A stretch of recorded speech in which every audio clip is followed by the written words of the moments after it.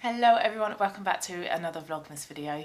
So I'm going to be talking about, in my opinion, what are the worst makeup items that I have tried in 2021. Now I did recently upload a video where I spoke about my 5 least favourite makeup items in my collection that I currently own.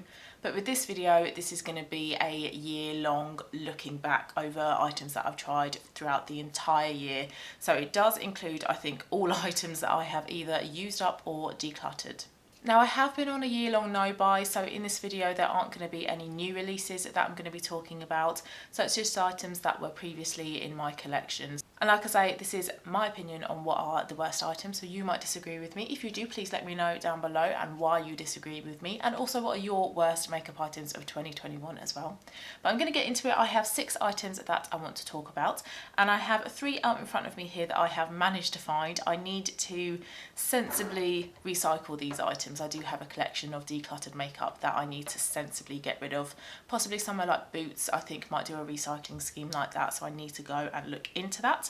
But anyway, the first item on my list, one of the worst concealers that I have tried possibly in my lifetime. I haven't tried loads, so that does sound a little bit harsh, but it is the e.l.f. 16-hour Camo Concealer. And this has made the list because it is so very drying. Once you put it on your face, you have to work with it then and there.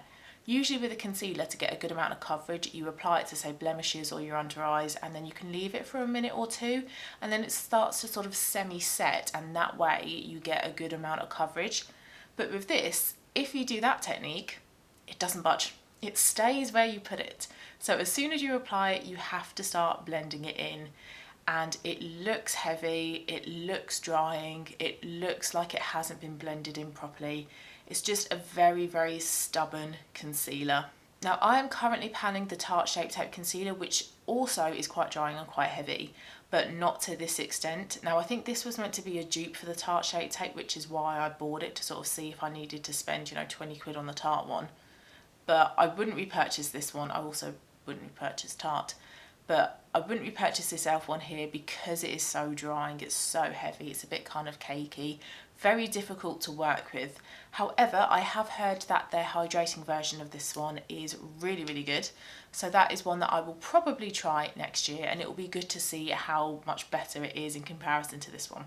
Next item is a Project Pan item, which I moved out of my Project Pan, I think in the first 3 or 4 months of the year. And it is my Clarins Bronzer. Now this was a limited edition, summer one, I was going to show you, but I must have emptied out the powder already. But this was the packaging that it came in, and I think this was a couple of years old, so maybe that might be behind the reason why this has made my worst of 2021 list. And it's because it's not that pigmented. It had 3 rows in it of differing shades of bronze. And it wasn't that pigmented. You put it on and you're like, where's the bronzer? You had to dip your brush in loads of times to get enough pigment on your face. And even then I felt like it wasn't the right undertone of bronze. It wasn't the right sort of shade for me. It looked a bit muddy, and it was also quite difficult to blend as well. There were a few times actually that I had to scrape the top layer of this off to really kind of get to a better quality of powder underneath it. But even then I still had problems with blendability, with intensity of pigment, so it didn't perform that well at all. So quite a disappointing product, because you expect for a brand like Clarins for it to perform to quite a high quality, and I just didn't get that with this bronzer, so quite a disappointing one.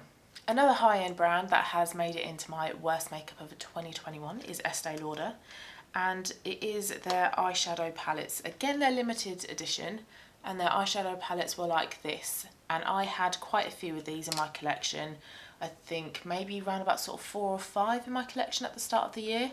I've since decluttered all of them, and I picked these up in Christmas hampers. So at this time of year, what Estee Lauder does is they say if you buy a perfume, if you spend X amount, or if you buy 2 products, for example, then you get this makeup collection at X amount. And that's what my dad very kindly did for me the past couple of years. He bought, say, a perfume for my stepmom because she loves Estee Lauder perfumes, and it then meant that he could get the makeup gift for me because I love my makeup. And those hampers came with loads of different products. They came with quite a few skincare products, which are really, really good. There were mascaras, lip glosses, there were lipsticks in there as well. The lipsticks I love. I think the quality of the Estee Lauder lipsticks are brilliant. And they also came with a couple of these palettes. So this one here has got a blusher in it along with some eyeshadow shades, but some of them were just eyeshadows. And the reason that these palettes have made my... Sorry, I've got some wrapping paper rolled up next to me and it just randomly moved. I didn't even touch it. That's creepy. So yeah, the reason that these palettes have made it into my worst makeup of 2021 is because the quality, again, the quality is really poor. These aren't that pigmented at all. Some of the shades are quite difficult to blend as well. This palette here was actually, I think, my favourite out of the lot. But yeah, some of them are quite difficult to blend as well. And I'm not sure if you can really sort of see the size of the pans as well, but they're really quite narrow. So you have to get quite a small brush in the pans to pick up enough product. So you've got to be really particular about the brush that you're using. The shades do look really pretty when you just view them in the pan though, but on the eyes they don't really have enough punch, enough pigment to really sort of come through. The makeup look you're going to get is really quite soft, and I just wanted more of a statement from these eyeshadows. And again, like I said with Clarins, Estee Lauder is a high-end brand, it's a well-known brand. You pay a lot of money for Estee Lauder makeup, so you expect better results. But I have heard that with their kind of winter collections, makeup that is designed for things like that, the quality is a lot worse in comparison to their makeup that, you know, is a year-round thing that you can buy. They're like non-limited edition type of products, which is really quite bad when you think about it. If they're releasing any makeup, all of it should be the same high quality. So that is pretty naughty, but yeah. Wasn't a fan of these this year, have decluttered all of them that were in my collection at the start of the year. Okay, let's go back to base products then, and another worst item of 2021 was the Trinny BFF Cream. And I used this like a primer, and it was meant to be illuminating, it was meant to give your face a really nice glow, but on me it did absolutely nothing. And I think the product is about 39 quid, and you couldn't tell a difference between before I had applied it and after I had applied it. My face looked exactly the same. There was no illumination, no glow. It basically looked like I hadn't even put anything on my skin. So I thought, okay, it's not working like that. Let's use it like a primer. And I feel like it didn't really help the longevity of my makeup as well. So I felt like it was a lot of money for a product that basically didn't do anything. It smelled lovely though. I loved the smell. It was like a really fruity scent, like a tropical fruity scent, so that was really nice. It was quite a nice product to apply, but it did absolutely nothing, and I don't want to be spending 30 plus quid on a product that has no purpose. So this was a definite worst makeup of 2021 item for me. That one was a no-brainer. It's a product I won't recommend, and I definitely wouldn't repurchase. Another base product was a Project Pan item, and it was a foundation, or a CC cream actually. It was the It Cosmetics CC cream. And I bought this in a 12ml tube, I think it was. I bought it in the small sample size tube because I just wanted to try it. I didn't want to spend more money and buy the full size amount and then not like it.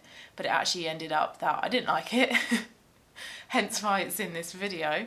And this was an item at the time when it was in my Project Pan that I spoke about quite a lot. So if you didn't see my videos back then, I will now explain again why I don't like that product. Firstly, the coverage is really bizarre. It claims to be a high coverage product, but on me, it's probably medium at best. So I remember having some blemishes a few times when I put that foundation on, that CC cream on rather, and it didn't cover them at all. So I would say that the coverage, like I say, is medium at best. It's definitely not full coverage on me. However, it looks cakey, it looks thick, and it looks heavy, and I can't understand why a product that isn't full coverage can look cakey, heavy and thick. It makes no sense to me, so that is really bizarre. The shades I find lean very yellow, lean very orange. I bought the light shade because it had that yellow undertone which would suit me better, but it was a little bit orange and it was a little bit too dark. But if I had tried the fair, it would have possibly been too pale and too pink. Fair light might have been better for me, but at the time they didn't sell that one in the smaller sample size. So that was very annoying as well, and I did try multiple ways of applying the product. So I tried it with a damp sponge, my fingers, a makeup brush. I put some on the back of my hand and put my brush in it and then applied it to my face. I also applied the product directly to my face and then buffed it in.